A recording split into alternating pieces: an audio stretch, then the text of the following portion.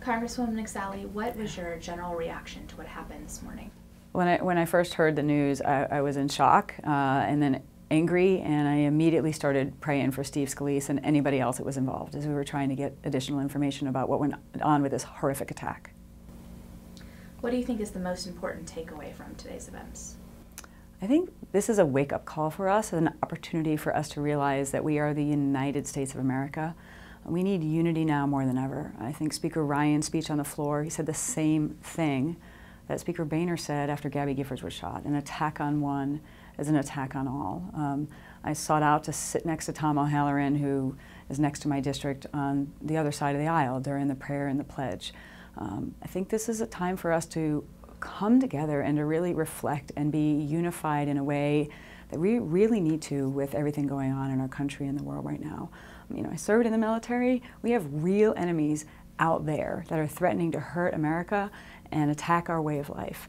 The enemies are not our neighbors. They're not our friends and family members who maybe have different beliefs than we have. So it's time for us, I think, to really unify in this moment, to continue to pray for the victims, to thank God for the Capitol Police who saved so many lives today, and to look upon our hearts as to what else can we do to continue to unify as a country and a community. What do you think this shooting says about the state of our country's mind right now?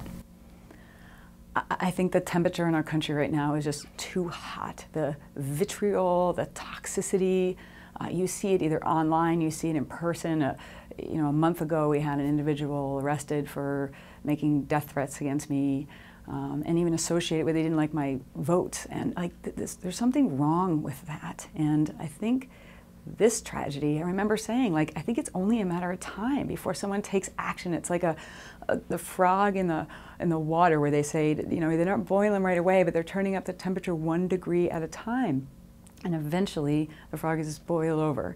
It's that slippery slope that I feel that we're on in a way that I've not seen in my lifetime. And I think we are all responsible to make sure that we're doing our part, to have civil discussions, to have sincerely held beliefs and debates about our disagreements on policy issues. But we've got to bring the temperature down. If people think that the type of vitriol and hatred that is going on there right now doesn't somehow inflame individuals who are maybe unstable or have had violent behavior in the past, and maybe are then going to take action on that. We don't know what this individual's motive was yet. The investigation is ongoing, but we have to look clear-eyed into what's going on and this incident and bring the temperature down, because more horrible things could happen and people taking actions, and it needs to stop, and it needs to stop today.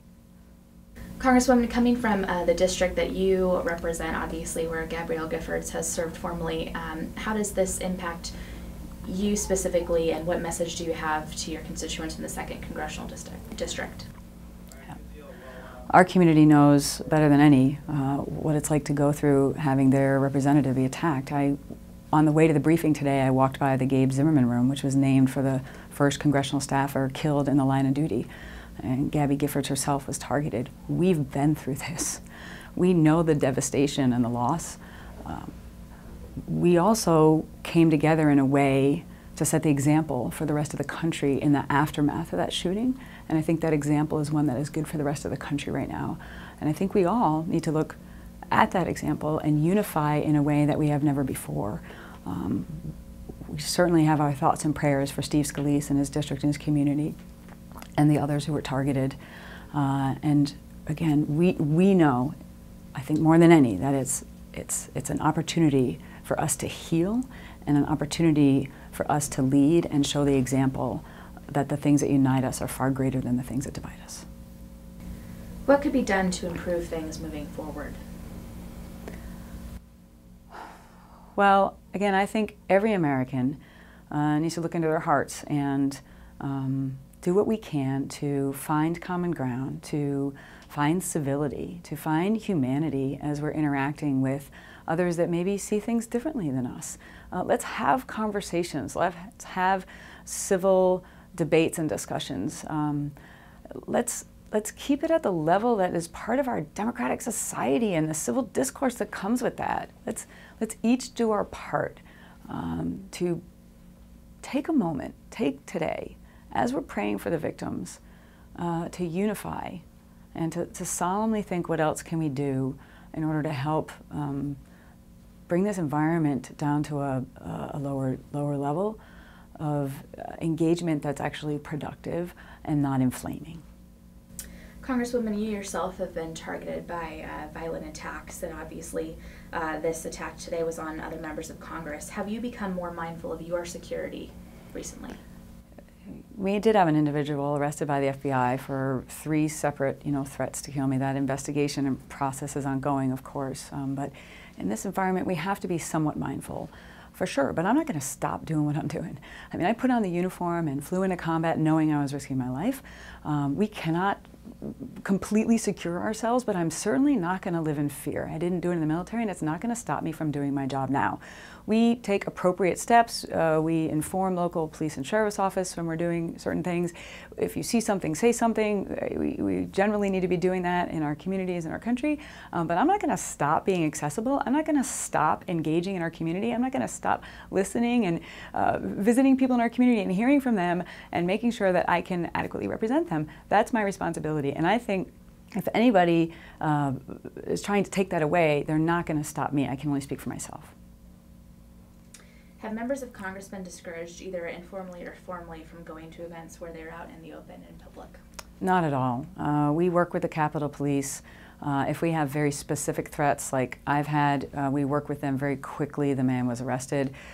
They do assessments of offices and other situations, and if there's any specific threats, they deal with them and pass on best practices, to make sure that you're not unnecessarily taking risk.